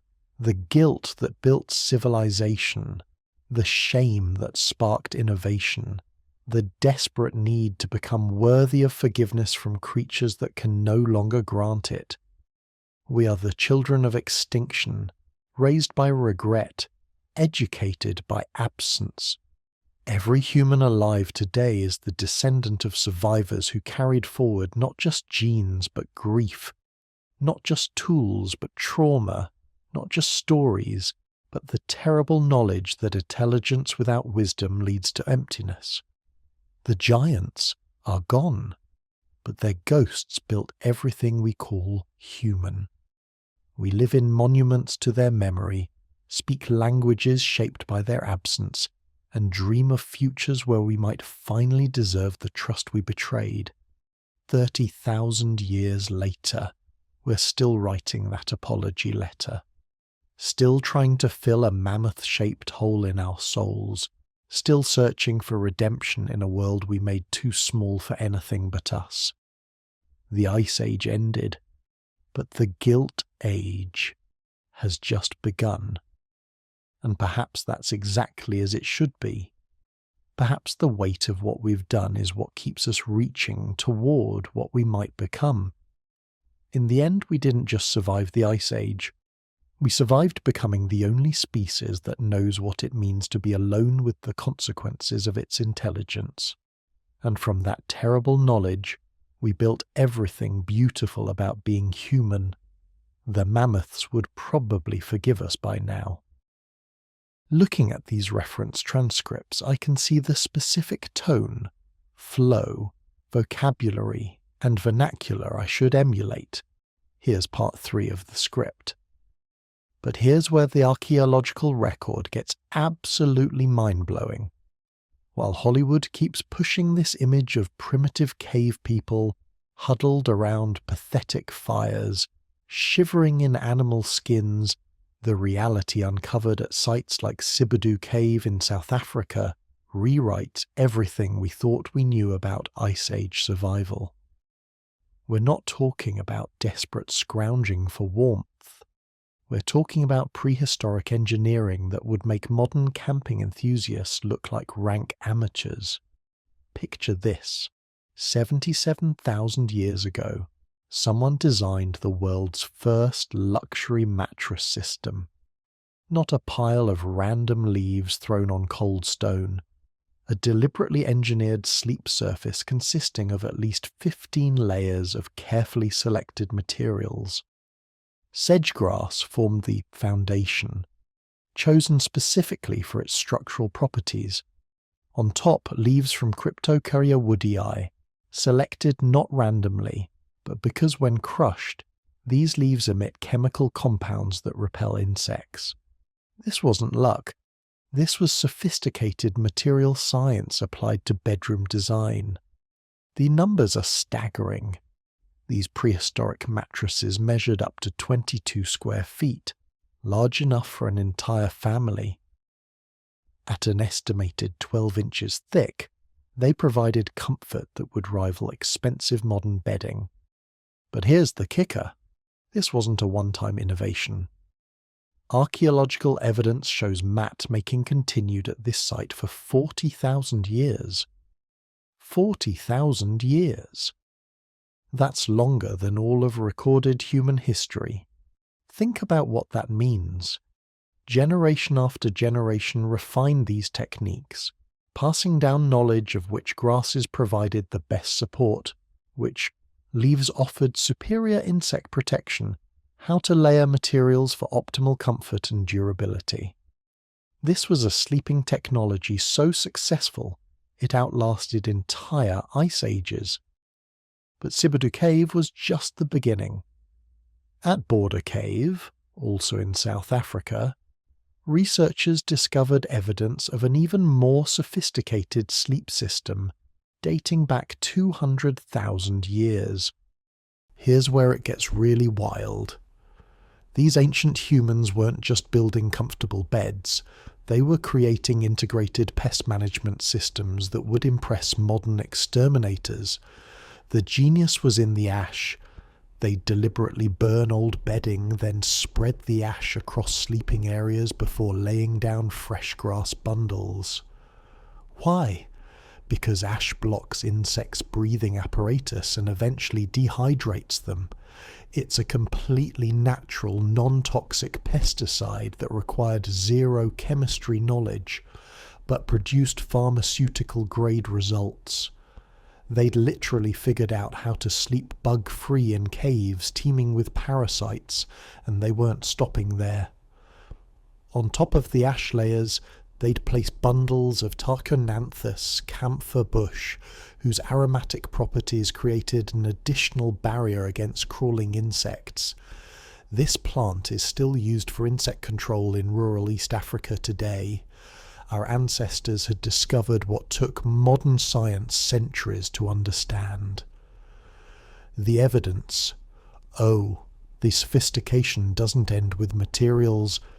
These ancient sleep engineers understood interior design principles that modern architects study today. At a halo the tomb, bedding was strategically placed only near walls, not in the centre of living spaces. This created distinct zones, designated sleeping areas separate from work and cooking spaces. They'd invented the bedroom as a concept. Meanwhile, across the Ice Age world, other groups were developing parallel innovations. In the Channel Islands off California 13,000 years ago, humans were creating shellfish hooks so advanced they required deep water boats to use effectively. These weren't desperate shore gatherers. These were maritime specialists with ocean-going technology. The forensic evidence from these sleeping systems reveals something that completely destroys our caveman stereotypes.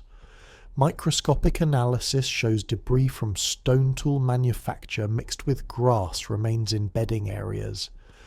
These people were literally working from bed, combining comfort with productivity in ways that would make modern remote workers jealous. At some sites, tiny rounded grains of red and orange ochre were found embedded in bedding materials, suggesting they were either rubbing off human skin or coloured objects. These weren't just functional sleeping spaces. They were decorated, personalised environments where people expressed individual identity through colour and design. But perhaps the most revolutionary discovery comes from the maintenance schedules. These weren't disposable sleeping arrangements. Archaeological evidence shows regular refreshing cycles, burning old bedding, spreading fresh ash, laying new materials. They developed sustainable bedroom maintenance programs that ensured continuous comfort across seasons and years. The implications stagger modern researchers. These Ice Age humans weren't just surviving, they were optimizing.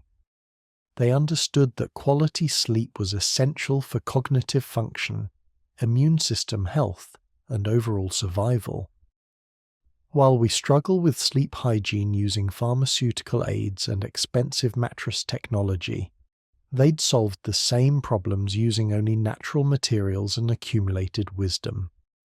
Recent discoveries push the timeline even further back. At sites throughout Africa, Europe, and Asia, evidence of sophisticated sleeping arrangements appears wherever humans established long-term settlements. This wasn't regional knowledge. It was global human innovation, suggesting that comfortable sleep was considered so essential that every population independently developed advanced solutions. The bedding systems also reveal sophisticated understanding of seasonal adaptation. Different grass species were selected for different times of year. Winter bedding used materials with superior insulation properties.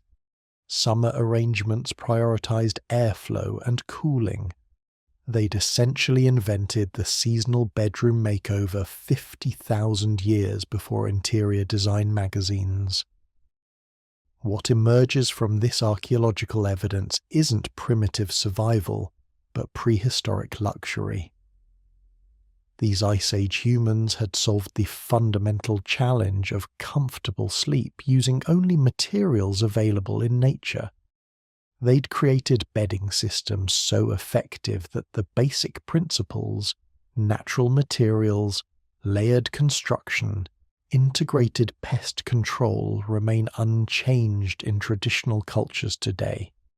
The next time you adjust your thermostat, spray for bugs, or flip your memory foam mattress, remember this.